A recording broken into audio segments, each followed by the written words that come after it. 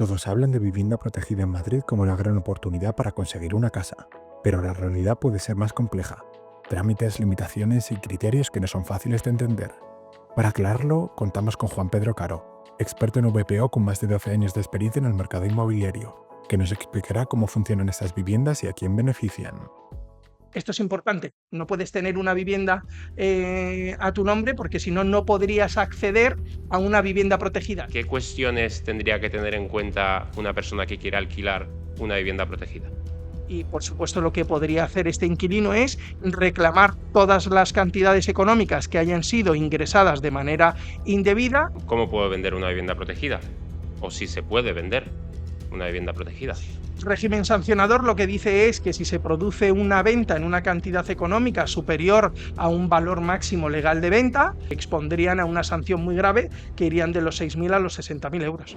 Buenas tardes a todos. Yo soy Pablo Sekmar, asesor inmobiliario en Templo Consulting.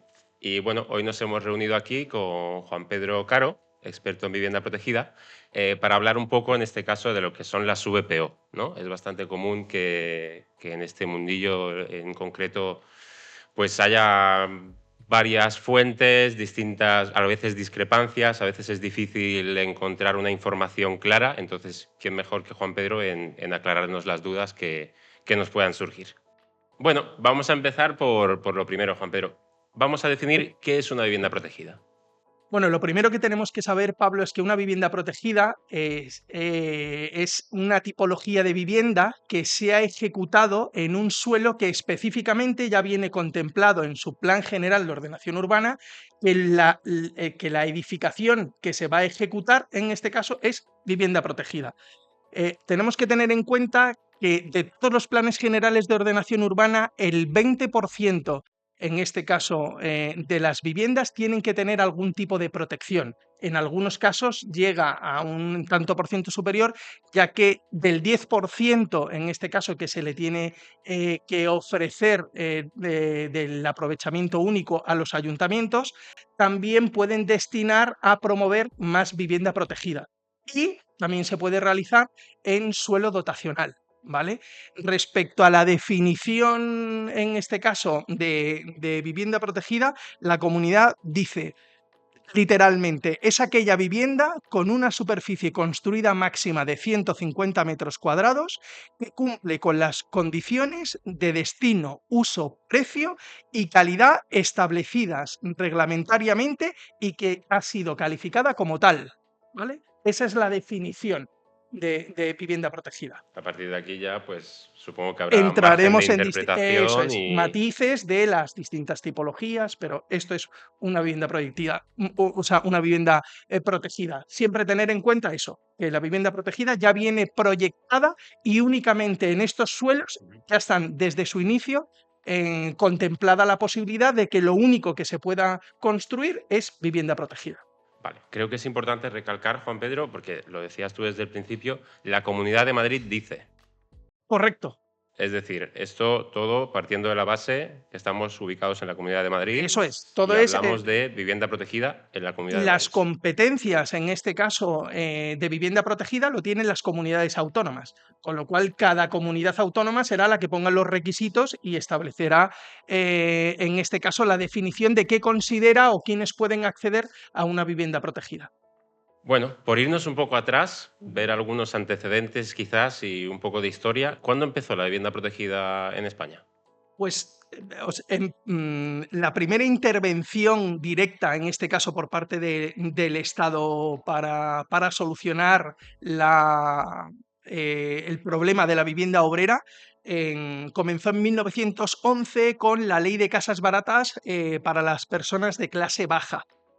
¿Vale? Este fue como el comienzo del Estado a intentar poner remedio a una situación de falta de habitabilidad para determinado sector de la población.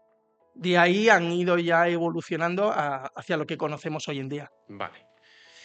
Es muy habitual que cuando hablas con las personas, en este caso, con particulares, que metan lo que es vivienda protegida, VPO, todo lo que les suene, VPPL, VPB, lo meten todo en el mismo saco. Es decir, Ujú. ellos dan muchas veces por hecho que al final todo es lo mismo. ¿Hay alguna distinción dentro, digamos, de lo que hablamos nosotros o nos referimos como vivienda protegida? Existen dos tipologías: la vivienda de promoción privada y la vivienda de promoción pública. Dentro de la de promoción privada tenemos las que se acogen en este caso al Real Decreto al 11/2005, que estarían incluidas VPO, VPP, VPPB y VPPL. Y después están las que están acogidas al Real Decreto 74/2009, que únicamente sería VPP y VPPL. ¿Qué es lo que significan? Pues VPPB significa que es de promoción privada de precio básico, y las VPPL son de promoción privada de precio limitado. Las que menos restricciones tienen son las VPPL, ¿vale? Como a grandes rasgos, por diferenciar promoción privada y promoción pública, ¿vale? Dentro de las de promoción pública ya son las que más restricciones tienen del mercado. Y ahí dentro no tenemos No esa habría ya división. más subdivisiones. Vale, vale, perfecto.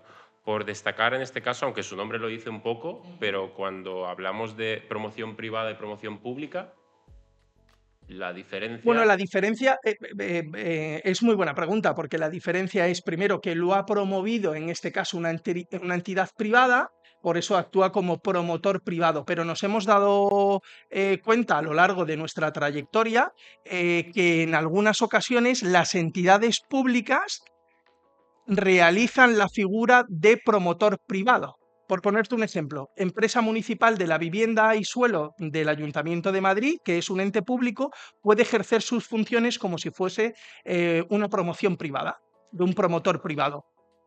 Es un poco rocambolesco, pero bueno, hemos observado en varias promociones que entidades públicas funcionan como promotores privados. Supongamos que yo soy un particular, una persona que está descubriendo en este caso lo que es el mundo de lo que es la vivienda protegida, que es lo que estamos hablando hoy, y quiero saber, pues, cómo acceder a dicha vivienda. Es decir, ¿hay algún tipo de requisito que tenga que cumplir? ¿Cuál es la forma de hacerlo? Bueno, un poco, ¿cómo orientarías tú a alguien desde su desconocimiento en el sector de qué tendría que tener en cuenta a la hora de acceder a este tipo de vivienda?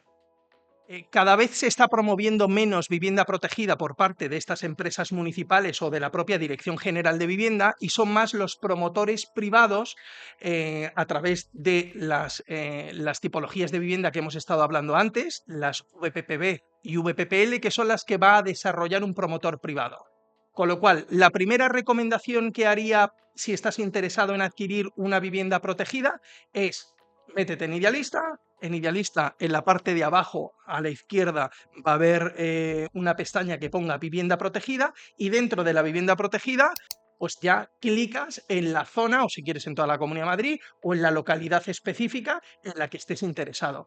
Porque ya todas las transacciones y todas las gestiones las vas a realizar a través de una promotora privada o una gestora, ¿vale?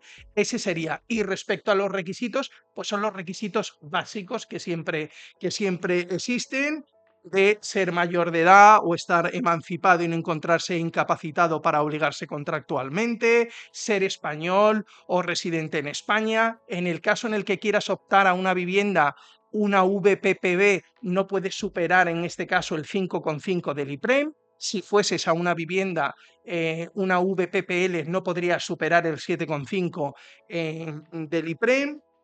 En este caso, si quieres optar a una vivienda pues de discapacitado, tienes por supuesto que ostentar esa condición de discapacitado o de familia numerosa si pretendes acceder a una vivienda que está reservado para dicho colectivo. Y una que es fundamental, todas por supuesto son fundamentales, pero esta que creo que es las que más recurrente, la pregunta más recurrente que hacen nuestros clientes es que ninguno de los miembros de la unidad familiar puede ser titular del pleno dominio o de un derecho real de uso y disfrute sobre otra vivienda en todo el territorio nacional, ¿vale? Esto es importante, no puedes tener una vivienda a tu nombre porque si no, no podrías acceder a una vivienda protegida, siempre y cuando estamos hablando de obra nueva, primera transmisión, ¿vale? Estos son los requisitos que se exigen por parte de la comunidad autónoma, en este caso Madrid. Y todos estos requisitos los tienes que cumplir antes de que la promoción reciba la calificación provisional como vivienda protegida. Hemos hablado en el supuesto caso del comprador interesado en vivienda protegida con los requisitos y las limitaciones que podría llegar a tener. ¿Qué requisitos o qué limitaciones tendría en cuenta el propietario ya de una vivienda protegida? En este caso lo que vamos a tener son dos limitaciones fundamentales, ¿vale? La primera de ellas va a ser que durante el plazo de protección no se va a poder vender en una cantidad económica superior al valor máximo legal de venta, y este valor máximo legal de venta se va a determinar pues por dos aspectos fundamentales. El primero de ellos va a ser la tipología de vivienda, que en este caso podrá ser VPPL o VPPB.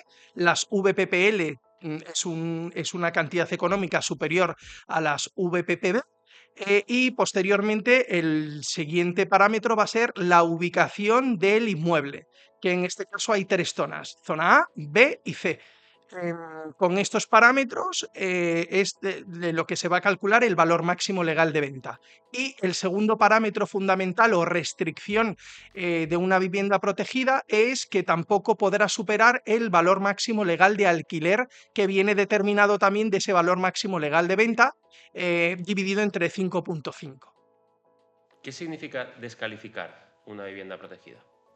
Bueno, muchos de nuestros clientes en este caso utilizan el desclasificar, el descalificar, al final es lo mismo, es convertir una vivienda que está protegida, convertirla en una vivienda libre, ¿vale?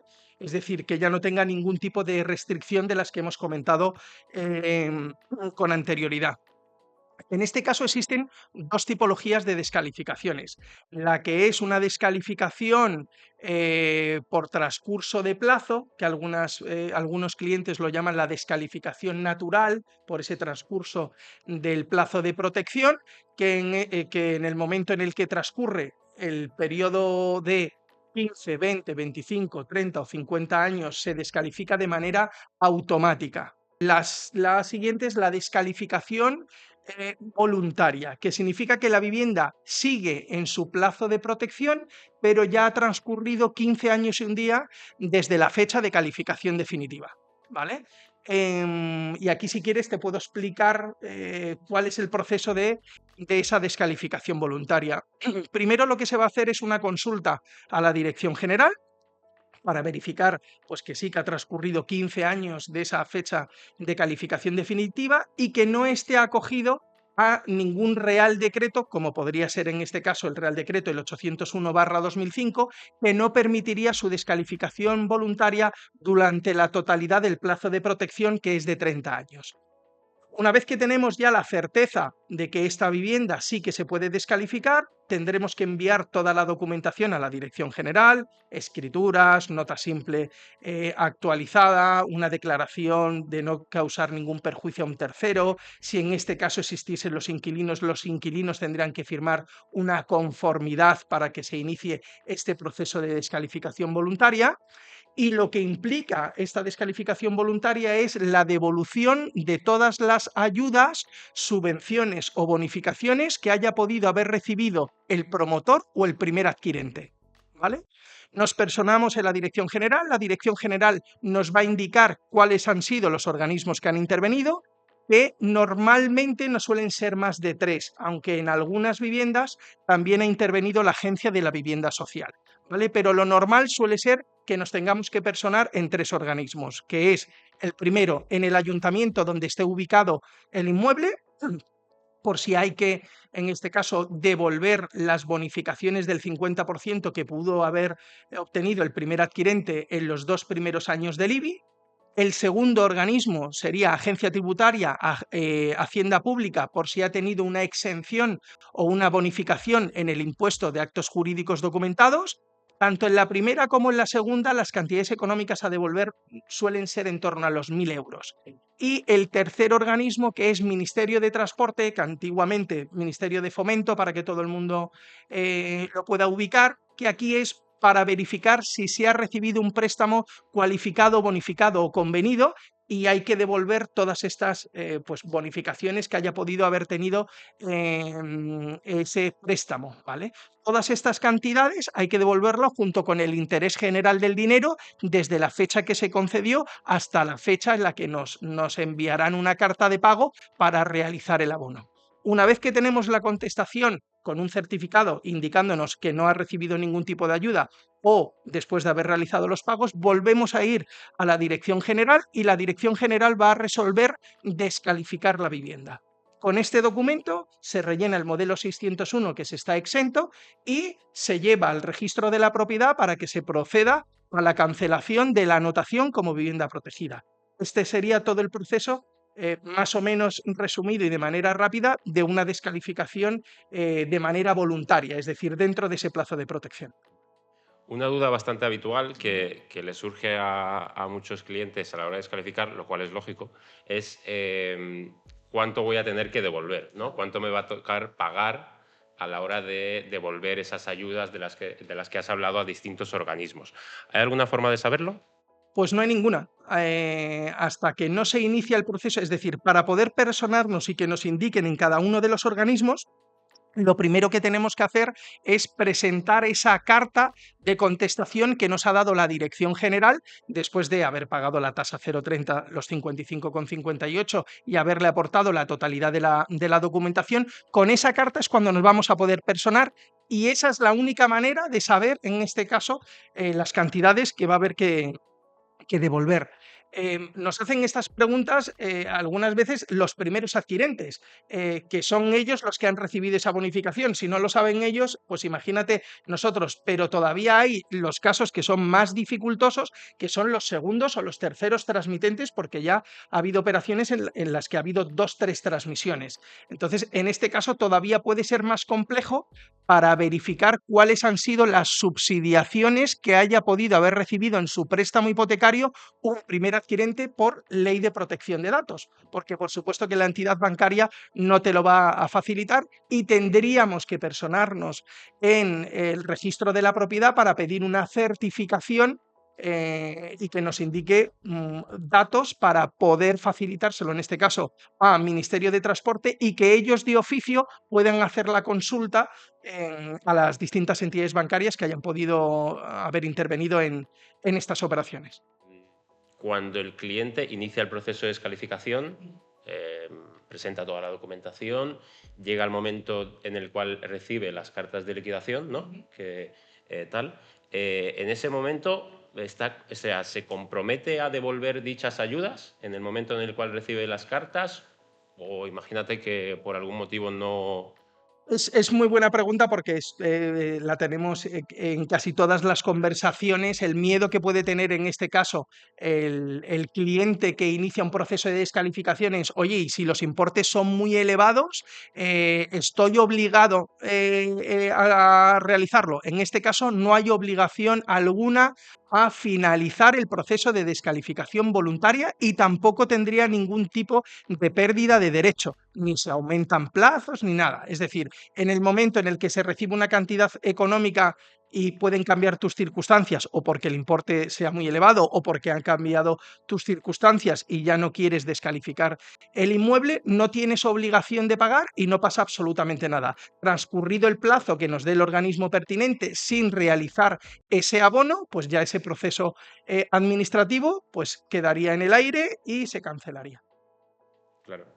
Porque ya por aclarar una pequeña duda que me ha surgido ahora es con esta última pregunta, hasta que no liquidas esas ayudas, porque normalmente el cliente que descalifica suele ser porque tiene un interés por vender la vivienda, no siempre, pero Sí, es, normalmente es suele ser bastante o por habitual. vender o por alquilarlo sin ningún tipo de Exacto. restricción. Pero en caso, por ejemplo, de venta, hasta que tú no liquidas esas ayudas, tú no puedes transmitir la vivienda en este caso, como Claro, si fuera no, porque, o libre. sea, Es decir, tendrías no la cuentas con ese limitación. dinero. Claro, o sea, lo que tendrías aquí es la limitación de un valor máximo legal de venta porque la vivienda sigue protegida. Claro, Entonces no podrías venderlo en una cantidad económica superior a ese límite. vale. Perfecto. Y hablando de venta, ¿cómo puedo vender una vivienda protegida? O si se puede vender una vivienda protegida. Sí, claro, se puede vender, es como hemos estado hablando. O sea, desde que hay algunas viviendas que no permiten una venta hasta que no transcurren los 10 primeros años, y si quieres venderlo en esos 10 primeros años tienes que devolver las ayudas. Es como una pequeña descalificación, y tendrías que cancelar ese préstamo que tienes. Pero sí, se podrían vender todas las demás, se podrían vender sin ningún tipo de problema, sabiendo las limitaciones que tiene. Es decir, que en este caso únicamente se podría vender en el valor máximo legal de venta establecido, hasta que no se descalifique de manera automática o no inicies un proceso de descalificación y conviertas en libre esta vivienda. Vale. Habíamos hablado antes de los requisitos que tiene que cumplir una persona que quiere acceder a una vivienda protegida de obra nueva, primer adquirente. En caso de ser segunda transmisión, ¿son los mismos requisitos que hemos enumerado antes? No tendrías que cumplir los requisitos de que no supere tu sueldo el 5,5 o el 7,5 del IPREM, sino lo único en este caso que se tiene que cumplir es que no tengas ninguna vivienda protegida, o sea, que no seas titular registral de ninguna vivienda protegida, y que sea tu vivienda habitual. Esos son los dos requisitos que tienes que cumplir para una segunda transmisión. No hay ningún requisito más, sino tiene que ser tu vivienda habitual y que no seas titular de ninguna otra vivienda protegida. Bueno, hemos hablado un poco sobre el tema de venta de vivienda protegida.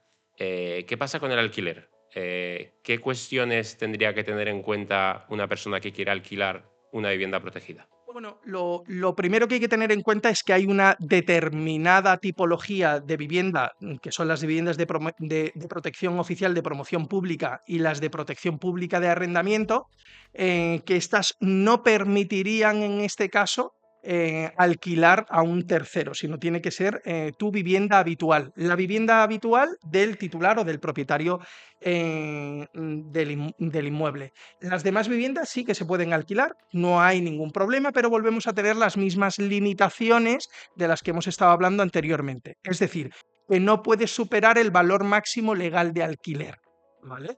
Y este valor máximo legal de alquiler vuelve a salir de lo mismo, de las tablas, según la tipología de la vivienda y la zona donde esté ubicado el inmueble, pues será un parámetro multiplicado por la superficie útil, pues si tiene vivienda, plaza de garaje y trastero, multiplicado por la superficie útil de cada uno de los inmuebles. ¿Qué es distinto una vivienda protegida de una vivienda libre? Pues lo primero, o sea, todas las viviendas vas a tener que depositar, en este caso, la fianza en la dirección general. Pero la vivienda protegida, además, hay que añadirle que el contrato de arrendamiento tiene que incluir un clausulado obligatorio específico que nos indica la dirección general, y además se tiene que visar este contrato de arrendamiento en la dirección general. ¿Por qué se realiza este visado? Porque los técnicos van a comprobar que se ha hecho el cálculo correcto y que no se está cometiendo ninguna ilegalidad en el alquiler de una vivienda protegida, sin superar el valor máximo legal de venta. Como truco para que la gente, si está pensando en alquilar una vivienda, pues lo tenga en cuenta, para mayorar esta cantidad económica, también se podría, en este caso, repercutir al inquilino el prorrateo del pago del IBI. Ese prorrateo, coges el recibo del IBI, lo divides entre 12 y se puede mayorar la cantidad económica resultante del valor máximo legal de alquiler. También puedes, en este caso, las cuotas de comunidad repercutirlas al inquilino, que no las derramas, únicamente las cuotas. Y también ahora, como se acaba de imponer la tasa de residuos o la tasa de basuras, que ya la están imponiendo en todas las localidades, nuestra recomendación es que, aunque todavía en algunas no se está cobrando, que ya se deje reflejado en este caso en el contrato de arrendamiento, que en el momento en el que entre en vigor y ya sea efectivo su cobro, pues que será la parte inquilina la que sufragará ese gasto. Vale, fenomenal. Nos ha pasado más de alguna ocasión que muchos clientes, después de recibir información por nuestra parte respecto a vivienda protegida y demás, sobre todo inquilinos, les entra la duda si la vivienda que están que están alquilando, que en principio pues, no tenían nada en cuenta fuera de lo normal, un alquiler normal y corriente, les entra la duda de si es una vivienda protegida. ¿Cómo podrían salir de dudas? Bueno, al final, este tipo de conversaciones o cuando contactan con nosotros es porque pues en el mismo edificio o en la urbanización has tenido algún comentario o alguno de los propietarios ha hecho algún comentario respecto a que es una vivienda protegida. En este momento es cuando saltan las alertas y la gente empieza a investigar algo y es cuando contacta con nosotros. ¿Cómo puedes tener un conocimiento fehaciente de si es una vivienda protegida o no? Pues sacando en este caso una nota simple en el registro de la propiedad en la que ya específicamente en las observaciones de petición de esta nota simple indiques que quieres saber si es una vivienda protegida y nuestra recomendación es que también para facilitar posteriormente todo, también faciliten la fecha de calificación definitiva como vivienda protegida y el número de expediente. Con esos 3 datos ya se podrían hacer consultas a la Dirección General y verificar si está cobrando una cantidad económica superior al valor máximo legal de venta o no. Y, por supuesto, lo que podría hacer este inquilino es reclamar todas las cantidades económicas que hayan sido ingresadas de manera indebida y, por supuesto, pedir junto con el interés general del dinero. Aquí el propietario se está exponiendo al no haber visado este contrato y al estar cobrando una cantidad económica que le puedan sancionar con una falta, o sea, perdón, con una sanción muy grave que va desde los 6.000 hasta los 60.000 euros, más la devolución de estas cantidades económicas que han sido ingresadas de manera indebida. Vale. Bueno, ya hemos visto un poco qué ocurre si alquilas mal, o sea, si alquilas de manera indebida una vivienda protegida. ¿Qué ocurre con la venta si vendemos mal una vivienda protegida? Pues exactamente igual. El régimen sancionador lo que dice es que si se produce una venta en una cantidad económica superior a un valor máximo legal de venta, pues que se tendrán que devolver todas las cantidades económicas que hayan sido abonadas de manera indebida y además también se expondrían a una sanción muy grave que irían de los 6.000 a los 60.000 euros. Bueno, pues hasta aquí nuestra entrevista de hoy. Muchas gracias por toda la información que en este caso has podido aportar, en este caso, para resolver esas dudas respecto a vivienda protegida. Creo que les va a servir, les va a ser muy útil, en este caso, a los espectadores. Y nada, seguirnos, darle a like y cualquier duda que os surja en relación a vivienda protegida, dejadlo en los comentarios.